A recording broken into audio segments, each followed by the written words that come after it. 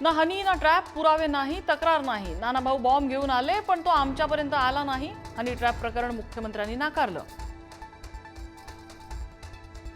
Honey trap प्रकरणी तपास यंत्रणा नाशिकमध्ये दाखल. नाशिकमधील महसूल खात्यातील वरिष्ठ अधिकारी हनी ट्रॅपमध्ये अडकल्याची चर्चा. पंचतारांकित हॉटेलमध्ये सगळा प्रकार घडल्याची माहिती. 3 वर्षात महाराष्ट्रात 38,802 पोलिसांची भरती, 13,560 नवीन भरतीचा प्रस्ताव. 49,362 पोलिसांची भरती होणार, मुख्यमंत्र्यांची घोषणा.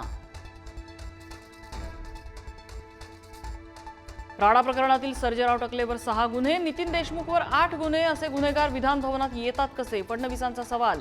तर अध्यक्षांची कारवाई योग्य असल्याची प्रतिक्रिया. जितेंद्र आव्हाडांना मारण्यासाठीच पडळकरांनी गुंड आणले होते, नाना पटोले आणि रोहित पवारांचा आरोप. तर आता आवरा अन्यथा भविष्यात अनर्थ होईल, भास्कर जाधवांची टीका. विधान भवनातल्या राड्यानंतर कडेकोट सुरक्षा व्यवस्था. विशेष परवानगी पत्राशिवाय विधान भवनात कुणालाही सोडण्यावर बंदी. शासकीय कर्मचारी आणि अधिकाऱ्यांसाठीही नियम कडक.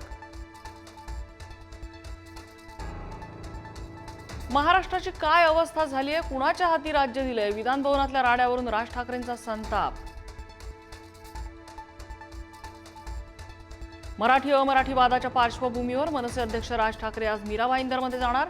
पोलिसांच्या दडपशाहीनंतर यशस्वी मोर्चा काढणाऱ्या मनसैनिकांशी संवाद साधणार. जाहीर सभेचंही आयोजन. ख्रिश्चन धर्म स्वीकारणाऱ्यांना अनुसूचित जातीचं प्रमाणपत्र देणं घटनाबाह्य. धर्मांतर करून मिळवलेलं अनुसूचित जातीचं प्रमाणपत्र रद्द होणार, मुख्यमंत्री फडणवीसांचा इशारा. महाविकास आघाडीच्या शिष्टमंडळाने घेतली राज्यपालांची भेट. जनसुरक्षा कायदा रद्द करण्याची मागणी. हा जनसुरक्षा नाही तर सरकार सुरक्षा कायदा, विरोधकांची टीका.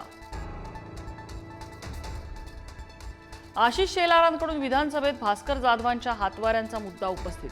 भास्कर जाधवांनी आपली चूक मान्य करत मागितली सभागृहाची माफी.